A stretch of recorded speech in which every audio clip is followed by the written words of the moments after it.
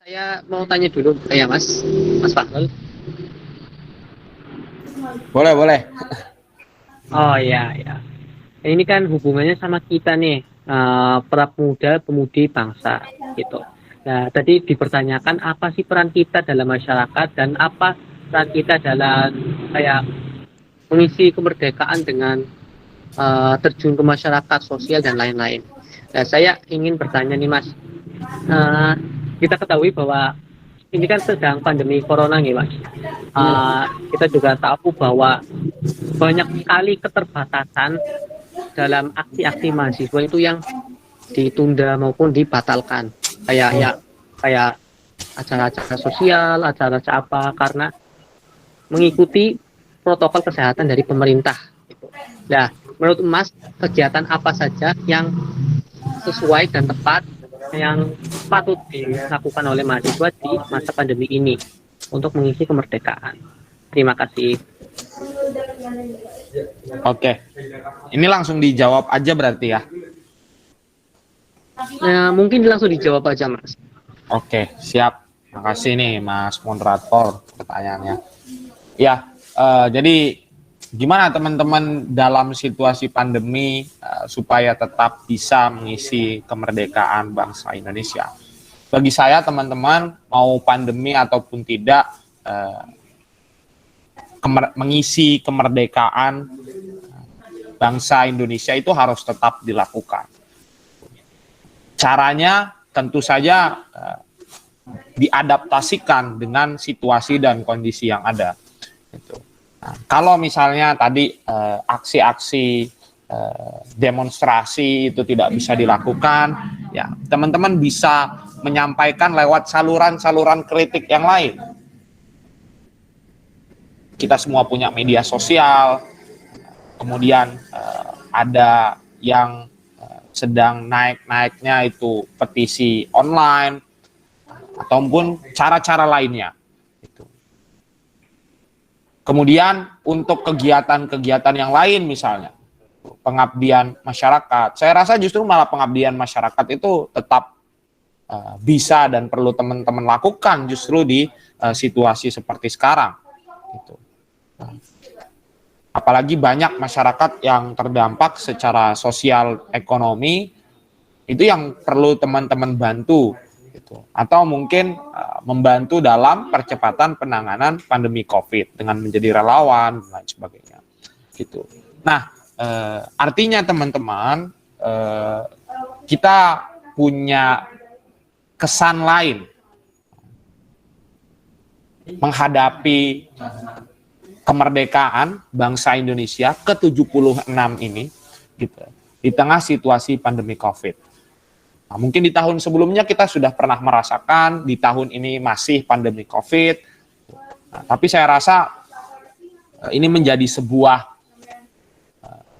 cerita baru, menjadi sebuah kesan baru yang teman-teman harus tetap melakukan kerja-kerja mengisi kemerdekaan tadi sebagai pemuda bangsa. Tadi ya, 3 setidaknya yang bisa teman-teman lakukan. Yang pertama adalah menyadarkan masyarakat, yang kedua membebaskan negeri, yang ketiga memperbaiki pemimpin. Dan itu tidak bisa, itu tidak terbatas pada ruang dan waktu teman-teman, itu tidak terbatas pada situasi dan kondisi. Selagi kita ingin bangsa ini merdeka, tetap pada kemerdekaannya pasca proklamasi dulu, ya kita harus tetap menjalankan peran itu. Kalau pemuda nggak jalanin peran itu, ya sudah, kemunduran kemerdekaan akan terjadi. Jadi bagi saya, teman-teman harus tetap menjalankan peran dan kontribusi teman-teman. Mungkin yang berubah hanya metodenya aja. Tapi semangatnya, kemudian manfaatnya, orientasinya, itu jangan sampai berubah. Gitu. Assalamualaikum, Mas Fahrul. Saya izin bertanya juga. Sebelumnya, perkenalkan, nama saya Azka Torik Asidiki dari Prodi Agribisnis 2020. Jadi pertanyaannya begini, di usia kita sebagai pemuda saat ini kan sudah dikenakan kewajiban untuk memilih seorang pemimpin negeri ini. Nah, pertanyaan saya terkait juga dengan materi tadi, sebenarnya pemimpin yang ideal untuk negeri ini itu pemimpin yang seperti apa ya Mas, menurut Mas Fahrul? Terima kasih Mas. Oke, terima kasih pertanyaannya Aska ya. Ya, eh, kira-kira pemimpin yang ideal untuk bangsa dan negara ini yang seperti apa gitu. Nah, kalau saya kita kembalikan lagi pada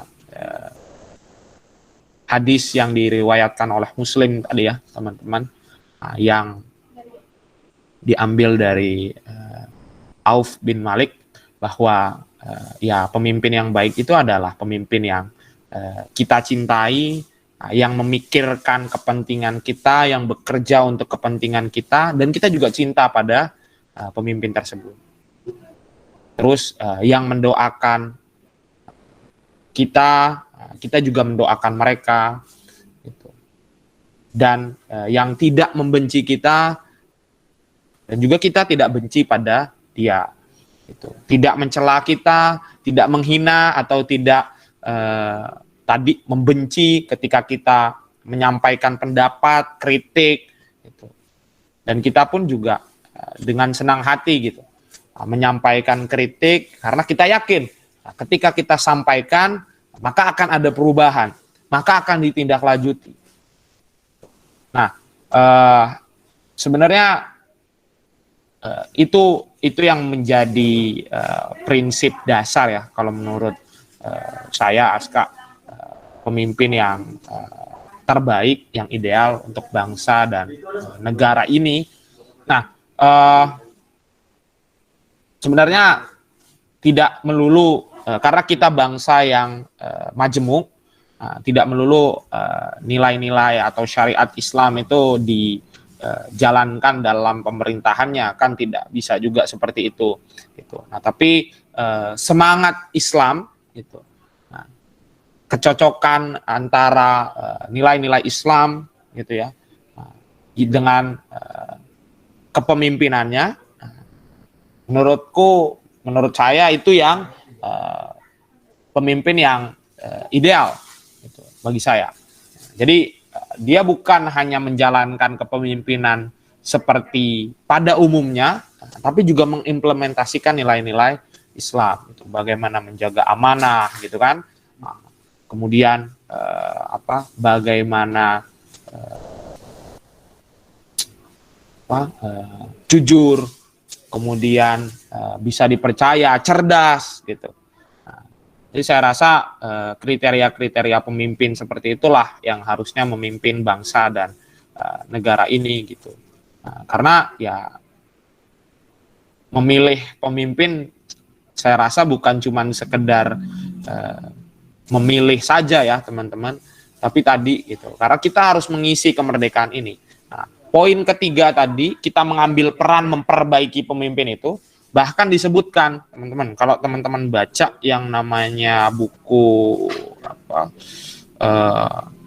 Fikih Negara ya, kalau teman-teman baca namanya buku Fikih Negara itu, jadi disebutkan di sana bahwa rakyat memilih orang yang akan memerintah dan menata persoalan mereka. Jadi kita pilih yang terbaik itu, Mas Aska, yang bisa memerintah dan menata persoalan kita. Itu masalah bangsa kita apa? Itu, oh dia bisa nyelesain, itu pemimpin yang baik. Nah, jadi dan tidak boleh dipaksakan kepada kita penguasa yang tidak kita sukai atau rezim yang kita benci. Gitu. Jadi kita punya hak untuk mengoreksi penguasa kalau dia keliru, dan dia tahu itu bahwa dia bisa dikoreksi dan dia harus mau dikoreksi. Gitu. Dan dia tahu bahwa kita diberi hak untuk mencabut dan menggantinya bila dia menyimpang. Kita tidak boleh dipaksa dengan berbagai sistem ekonomi, sosial, politik yang kita nggak kenal, nggak kita sukai, nggak cocok sama bangsa negara ini. Misalnya melulu pro investasi, pro asing misalnya.